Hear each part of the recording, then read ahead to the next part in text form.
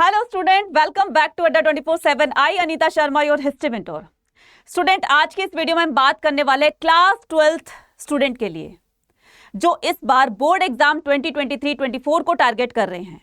Specially अगर बात करूं किसकी, ह्यूमैनिटीज स्टूडेंट की, तो स्टार्टिंग से ही हमारी स्ट्रेटेजी बोर्ड एग्जाम को लेकर क्या होनी चाहिए, राइट? तो क्या होनी चाहिए जिसको फॉलो करके हम अपने एग्जाम में बहुत अच्छा परफॉर्म कर सकते हैं। इवन मैं ये कहूं कि full out of full score कर सकते हैं, 100% टाइलर बन सकते हैं। तो वो क्या स्ट्रेटेजीज होनी चाहिए। स्पेशली अगर बात करूं किसकी, हिस्ट्री की, तो इस सेशन में मैं आपको बताऊंगी कि हिस्ट्री में स्ट्रेटेजी क्या होनी चाहिए जिसके वजह से आप हिस्ट्री में 80 आउट ऑफ 80 स्कोर कर सके। क्लियर है? चलिए स्टार्ट करते हैं हमारा आज का ये सेशन। ठीक है, तो सेशन में क्या कहता है कि सेशन कहता है कि class 12th board exam 2023-24 history, ठीक है, बोर्ड एग्जाम की बात हो रही है कि क्या स्ट्रेटेजीज होनी चाहिए जिसकी वजह से हम अपने एग्जाम में 80 आउट ऑफ 80 स्कोर कर सकते हैं। तो सबसे पहले आपको अपना टारगेट सेट करना है। टारगेट क्या सेट करना है कि किस तरह से हमें 80 आउट ऑफ 80 स्कोर करना है हिस्ट्री के एग्जाम में। क्लियर है? टारगेट सेट कर लीजिए। उसके बाद क्या करना है, उसके बाद सबसे पहले देखो बच्चे, जब भी हम किसी एग्जाम की तैयारी करते हैं ना, तो सबसे पहले हमें देखना चाहिए उसका क्वेश्चन पेपर। क्वेश्चन पेपर को देखने के बाद हमें यह पता चल जाता है कि किस टाइप के क्वेश्चंस पूछे जाते हैं किसी भी एग्जाम की तैयारी कर रहे हैं आप। ठीक है ना? तो क्वेश्चन पेपर की स्ट्रैटेजी को समझना बहुत जरूरी है। इससे यह पता चल जाता है कि कितने कितने मार्क्स के क्वेश्चन आपसे पूछे गए हैं, कौन कौन से सब्जेक्टिव ऑब्जेक्टिव जो भी क्वेश्चन पूछे गए, कितने कितने मार्क्स से कौन कौन से चैप्टर से पूछे गए हैं। तो ये पूरा जब हमें पता चल जाता है, ओवरऑल एक आइडिया लग जाता है जिसके बिहाफ पर हम अपने आगे की स्ट्रैटेजीज को फॉलो कर सकते हैं या अपनी स्ट्रेटेजी बना सकते हैं खुद से। ठीक है ना? तो सबसे पहले हम जानते हैं कि हिस्ट्री बोर्ड एग्जाम में, हिस्ट्री के बोर्ड एग्जाम में कि क्या क्वेश्चन पेपर का पैटर्न होता है। ठीक है, तो सबसे पहले हम बात करते हैं किसकी, सबसे पहले हम बात करते हैं क्वेश्चंस की। ठीक है, तो क्वेश्चंस होते हैं, तो सबसे पहले हमारे पास 1 मार्क का क्वेश्चन होते हैं। ठीक है, इसमें section A B C D E करके दिए होते हैं, 5 सेक्शन होते हैं। ठीक है, उसके बाद सेक्शन 1 में क्या आता है कि 1 मार्क का क्वेश्चन दिए होते हैं आपके 21। हर एक क्वेश्चन कैरी करेगा आपका 1 मार्क। ये एमसीक्यूज भी हो सकते हैं या 1 लाइनर भी हो सकते हैं। क्लियर है? नेक्स्ट बात करते हैं कि 3 मार्क के क्वेश्चंस पूछे जाएंगे आपके 6 टोटल। ठीक है, हर क्वेश्चन कैरी करेगा आपके 3 मार्क्स, टोटल कितने हो गए 18। ठीक है, अब बारी आती है 5 मार्क के क्वेश्चंस पूछे जाएंगे जो कि 3 क्वेश्चन आपसे पूछे जाएंगे। तो हर क्वेश्चन कैरी करेगा, हर एक क्वेश्चन कैरी करेगा कितने, 5 मार्क्स। क्लियर? 15 मार्क्स हो गए टोटल। ठीक है, ये कितने मार्क्स हो गए 15, ये कितने मार्क्स हो गए 18 और ये कितने मार्क्स हो गए आपके 21। अब बारी आती है 3 क्वेश्चन सोर्स बेस्ड क्वेश्चन पूछे जाएंगे। ठीक है, 3 क्वेश्चन सोर्स बेस्ड क्वेश्चन पूछे जाएंगे और हर क्वेश्चन कैरी करेगा 4 मार्क्स को। टोटल कितने हो गए 12। ठीक है, टोटल कितने हो गए 12। एक क्वेश्चन आपका मैप से आएगा जो कि कैरी करेगा आपके 5 मार्क्स। क्लियर है? तो टोटल कितने हो गए आपके, टोटल हो गए आपके 80 आउट ऑफ 80। ठीक है जी, बात समझ में आ गई? क्वेश्चन पेपर कैसा आएगा, पूरी बात समझ ली हमने। अब नेक्स्ट बात करते हैं कि मैम हिस्ट्री का जो क्वेश्चन पेपर होगा, ठीक है, क्लास 12th में, तो वो कैसे कैसे क्या क्या पूछा जाएगा। तो सबसे पहले हमारे पास ये हमें पता होना चाहिए कि हमारी हिस्ट्री की 3 बुक्स हैं। ठीक है, बुक 1, बुक 2, बुक 3। बुक 1 कौन सी आपकी, एंशिएंट हिस्ट्री, सेकंड आपकी मेडिवल हिस्ट्री और थर्ड आपकी है मॉडर्न हिस्ट्री। तीनों बुक्स का वेटेज जो है वो एक ही जितना है, लेकिन किस चैप्टर से कितने क्वेश्चन आएंगे नहीं पता, तो वो हम बता देते हैं आपको। पार्ट 1 में नंबर ऑफ क्वेश्चंस जो है वो कितने पूछे जा रहे हैं आपके 7। ठीक है, हर क्वेश्चन जो है पार्ट 1 की बात हो रही है, यानी कि बुक 1 की बात हो रही है। बुक 1 में आपके क्वेश्चन पूछे जाएंगे, बुक 1 से 7 क्वेश्चन पूछे जाएंगे, हर एक क्वेश्चन कैरी करेगा आपका 1 मार्क्स। ठीक है, नंबर ऑफ क्वेश्चन 2 पूछे जाएंगे, मिनिमम मार्क्स होंगे आपके 3। ये आपके शॉर्ट क्वेश्चन है। ठीक है, ये आपके कौन से क्वेश्चन है, शॉर्ट आंसर्स हैं। ठीक है, ये आपके लॉन्ग आंसर्स हैं, ये आपके लॉन्ग आंसर है, ये आपके सोर्स बेस्ड क्वेश्चन है। तो सबसे पहले हम इस स्ट्रेटेजी को जानते हैं। ठीक है, नंबर ऑफ क्वेश्चन एमसीक्यूज कितने आएंगे, तो 7 7 7, तीनों बुक से 7 7 क्वेश्चंस पूछे जाएंगे, हर क्वेश्चन कैरी करेगा आपका 1 मार्क्स। तो टोटल कितने हो गए आपके 21 मार्क्स। नेक्स्ट कहता है कि आपके शॉर्ट क्वेश्चंस कितने आएंगे, ठीक है, जो कि कैरी करेगा, अभी मैंने बताया ना 3 मार्क्स से क्वेश्चन पूछे जाएंगे आपसे, तो 3 मार्क्स से क्वेश्चन होंगे आपके। नंबर ऑफ क्वेश्चन कितने होंगे, बुक 1 से भी 2 होंगे, बुक 2 से भी 2 होंगे और बुक 3 से भी 2 होंगे। ठीक है, तो टोटल कितने हो गए ये, ठीक है, टोटल इतने हो गए। नंबर ऑफ क्वेश्चंस जो है लॉन्ग आंसर से पूछे जाएंगे आपके, जो कि 8 8 8 या 5 5 जो भी होगा वो सारे पूछे जाएंगे। अब कैरी करते हैं क्या, आपके सोर्स बेस्ड क्वेश्चन होते हैं। तो सोर्स बेस्ड क्वेश्चन जो है वो ये करेंगे आपके कि नंबर ऑफ क्वेश्चन जो होंगे वो कितने होंगे आपके, नंबर ऑफ क्वेश्चन 3 होंगे। ठीक है, और उसके बाद हर क्वेश्चन कैरी करेगा कितना आपका 4 मार्क्स। ठीक है, क्लियर है? अब हमें करना है कि मैम सबसे पहले हमारी स्ट्रेटजीज क्या होनी चाहिए। तो अब हम यहां से स्टार्ट करते हैं। हमने क्वेश्चन पेपर का पूरा पैटर्न जान लिया। उसके बाद हम क्या करते हैं, सबसे पहले हम इस पर डिस्कस करेंगे सिलेबस के बारे में कि हमारा हिस्ट्री का सिलेबस क्या होगा, हमें क्या पढ़ना है क्या नहीं पढ़ना है। सबसे पहले हम बात करेंगे इसकी कि बोर्ड एग्जाम के लिए हमें कौन से चैप्टर पढ़ने हैं, कौन से चैप्टर नहीं पढ़ने हैं। क्लियर है। उसके बाद हम बात करेंगे कि हमारा स्टडी प्लान क्या होगा। भाई स्टडी करने के लिए सबसे पहले स्टडी प्लान किया जाता है किसी भी चीज की। हम कोई भी इवन अगर हम जैसे अपना घर वगैरह भी बनाते हैं तो सबसे पहले प्लान किया जाता है ना कि यहाँ पर ये चीजें होंगी, यहाँ पर ये चीजें होंगी, यहाँ पर ड्राइंग रूम होगा, यहाँ पर किचन होगी, यहाँ पर बेडरूम होगा, यहाँ पर हॉल होगा, ड्राइंग रूम जो भी है, ठीक है ना। तो सबसे पहले जब हम किसी काम को शुरू करते हैं ना तो सबसे पहले हम उसको प्लान करते हैं। हमारा हिस्ट्री एग्जाम को लेकर के स्टडी प्लान क्या होगा तो हम इस बारे में डिस्कस करेंगे। नेक्स्ट आता है उसके बाद जब ये हमारा सिलेबस हो गया, स्टडी प्लान हो गया, हमारी प्रैक्टिस पे बारी आती है। ठीक है कि हम कैसे प्रैक्टिस करेंगे जिसकी वजह से हम एग्जाम में full out of full score कर सके। और नेक्स्ट जो सबसे लास्ट और मेन पॉइंट है कि हमें एग्जाम टाइम्स के थोड़े दिन पहले हमें किन किन बातों पर ध्यान देना है। ठीक है, तो उसमें हम क्या करेंगे, must do these point. Clear. तो बहुत अच्छी स्ट्रेटेजी है, इसको जरूर से फॉलो कीजिएगा। सिलेबस ओवरव्यू देंगे, ठीक है, उसके बाद स्टडी प्लान देंगे, उसके बाद प्रैक्टिस क्वेश्चंस देंगे, उसके बाद आप मस्ट डू द पॉइंट्स। ठीक है, क्लियर है। और हमारा मिशन क्या होगा, मिशन होगा हमारा 80 आउट ऑफ 80 स्कोर करने का।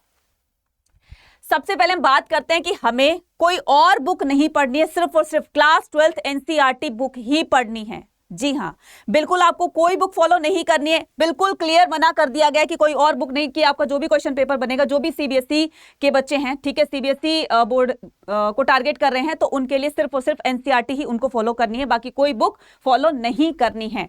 तो हम क्या करेंगे, ये सीबीएसई की बात हो रही है बच्चे, ठीक है, ये सीबीएसई बोर्ड एग्जाम की बात हो रही है, तो इसमें हम entire class 12th NCERT book को फॉलो करेंगे। नेक्स्ट आता है कि हम क्या करेंगे, इसमें सबसे पहले हम बात करते हैं किसकी, सबसे पहले हम बात करते हैं सिलेबस डिटेल की, कि मैम कौन कौन से चैप्टर हमें पढ़ने हैं। तो हम इस पर डिस्कस कर लेते हैं कौन कौन से चैप्टर। ये हमारी बुक 1 है, तो बुक 1 में आपका कौन सा, एंशिएंट हिस्ट्री आ जाएगी। तो बुक 1 से जो फर्स्ट चैप्टर हमारा ब्रीक बीट्स एंड बोथ, जिसमें हम हड़प्पन सिविलाइजेशन के बारे में जानेंगे, पूरी तरीके से जानेंगे। नेक्स्ट हमारा होता है किंग्स, फार्मर्स एंड टाउन, ठीक है, कि ये किंग्स और फार्मर्स, ये टाउन से कैसे बने, टाउन्स की शुरुआत महाजनपदास वाला, ठीक है। उसके बाद हम करेंगे किनशिप, कास्ट एंड क्लास, ठीक है, इसमें महाभारत को लेकर के बहुत सारा पार्ट दिया हुआ है, ठीक है। किनशिप, कास्ट एंड क्लास, तो इसमें देखेंगे ऑक्यूपेशन, ब्राह्मण, क्षत्रिय, वैश्य, शूद्र, ये सारी चीजें हम इसमें पढ़ने वाले हैं। फिर आता है आपका थिंकर, बिलीव्स एंड बिल्डिंग, इसमें हम डिस्कस करेंगे गौतम बुद्ध और लॉर्ड महावीरा, फिर बाकी बहुत सारे थिंकर्स हैं उनके बारे में बात करेंगे, ठीक है, सुपास वगैरह के बारे में भी बात करेंगे। नेक्स्ट आता है हमारा through the eyes of traveller, कि कौन कौन से ट्रैवलर इंडिया आए, ठीक है, उन्होंने क्या क्या चीजें ऑब्जर्व करी, कौन कौन सी बुक लिखी अपनी, वो सारी चीजें हम इसमें डिस्कस करेंगे। नेक्स्ट आता है हमारा भक्ति सूफी ट्रेडिशन, इसमें भक्ति मूवमेंट कब कहां से स्टार्ट होता है और ये आगे चलकर किस तरह से फैलता है।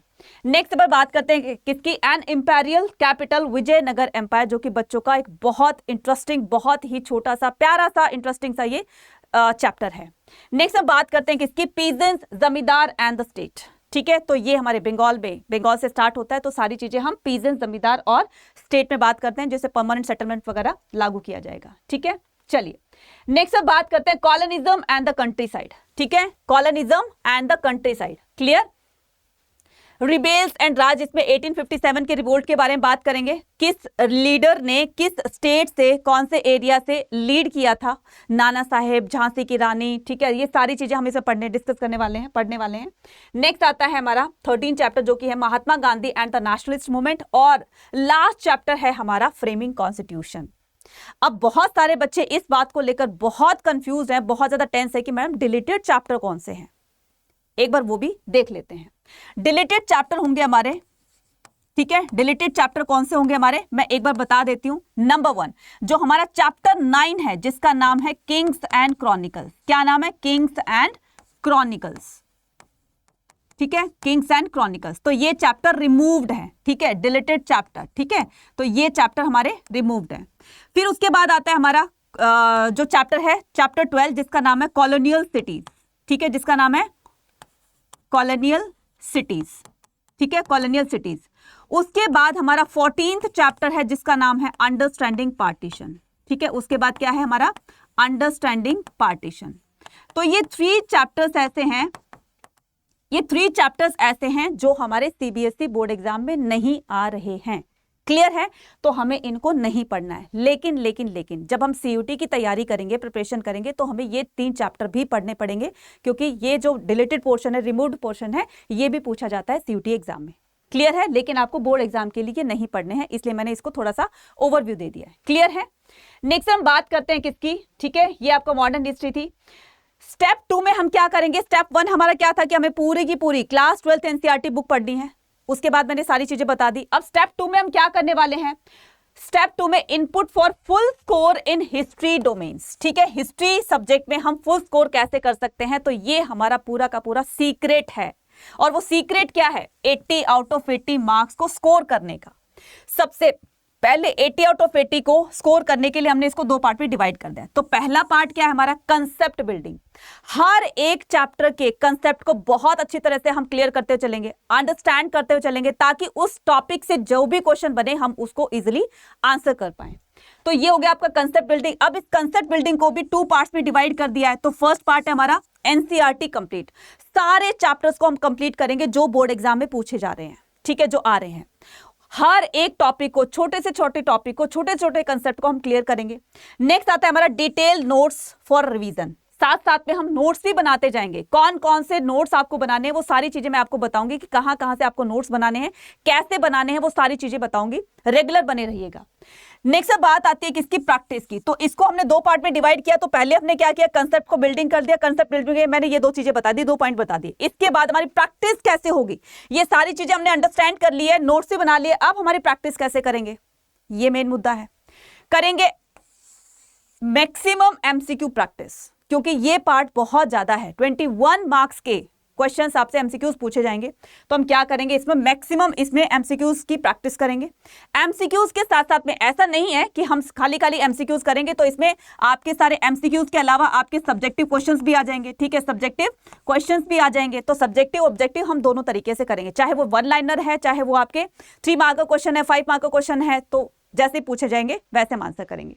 नेक्स्ट आता है हमारा मिनिमम 10 to 15 PYQs हम सॉल्व करेंगे। PYQs को सॉल्व करने का सबसे बड़ा बेनिफिट ये होता है कि जो भी लास्ट ईयर क्वेश्चंस पूछे गए हैं, तो कभी कभी ऐसा होता है कि एज इट इज क्वेश्चन वो करंट ईयर में भी पूछ लेते हैं। इसलिए हम क्या करेंगे? PYQs करके चलेंगे, कम से कम भी कितने? 10 to 15 PYQs करके चलेंगे। क्लियर है? चलिए अब चलते हैं नेक्स्ट अपने थर्ड स्टेप की तरफ, जो कि है practising type of questions. Practising type of question में हम क्या करने वाले हैं?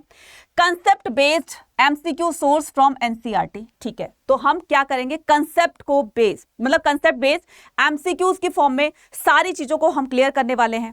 उसके बाद हम क्या करेंगे कि case study type of MCQ subjective. अब इसमें MCQs और सब्जेक्टिव आपके दोनों आ जाएंगे। इसके अलावा जब हम केस स्टडी करेंगे, क्योंकि पैराग्राफ से भी क्वेश्चंस आते हैं, तो पैराग्राफ में क्वेश्चन कैसे आते हैं कि कई बार हो सकता है उस पैराग्राफ को पढ़ करके उसके नीचे MCQs की फॉर्म में क्वेश्चन पूछ लेते हैं, या 1 लाइनर भी पूछ लेंगे, सब्जेक्टिव पूछ लेंगे। तो हम दोनों तरीके से इसको करते हुए चलेंगे। नेक्स्ट बात आती है एंड रिजल्ट बेस्ड क्वेश्चन। तो इसमें हम पूरे तरीके से मैप के क्वेश्चन, हमारी जो स्ट्रेटेजी होनी चाहिए, असर्शन रीजनिंग वाली, तो सारी चीजें हम इसमें एंड रिजल्ट बेस्ड क्वेश्चन में करते हुए चलेंगे।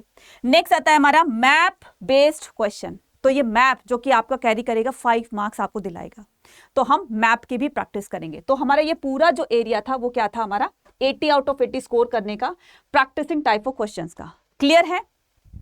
चलिए तो फटाफट से कमेंट सेक्शन में लिखकर बताइएगा कि आपको ये सेशन कैसा लगा। पूरी चीजें मैंने इसमें पूरी की पूरी डिटेल आपको बता दी है कि क्या कैसे हम करने वाले हैं, लेकिन इसके लिए आपको रेगुलरिटी फॉलो करनी पड़ेगी, ठीक है। तो आप रेगुलर बने रहेंगे, सेशंस को अटेंड कर दें। डेफिनेटली आप सेशन को अटेंड कीजिए तो फुल आउट ऑफ फुल, यानी कि 80 आउट ऑफ 80 आपको मार्क्स दिलाने की गारंटी हमारी है।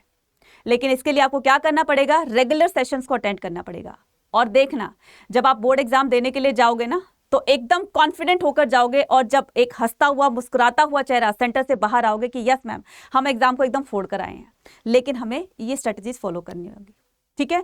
तो कमेंट सेक्शन में लिखकर बताइएगा ये स्ट्रेटजीज आपको कैसी लगी, और आपकी क्या क्या क्वेरीज हैं, ठीक है, कि हम क्लास 12th बोर्ड एग्जाम के लिए और हम क्या कर सकते हैं आप लोगों के लिए। कमेंट सेक्शन में लिखकर जरूर से पूछिएगा, लिखकर बताइएगा कि आपको किस तरह की और वीडियो चाहिए, ताकि हम अच्छे से अच्छे सेशंस आप लोगों के लिए लेकर आएं। लेकिन सबसे पहले आपको चैनल को सब्सक्राइब करना है, लाइक करना है, और ज्यादा से ज्यादा बच्चों तक इसको शेयर करना है। मिलते हैं अगली नेक्स्ट वीडियो में। Till then take care, bye bye.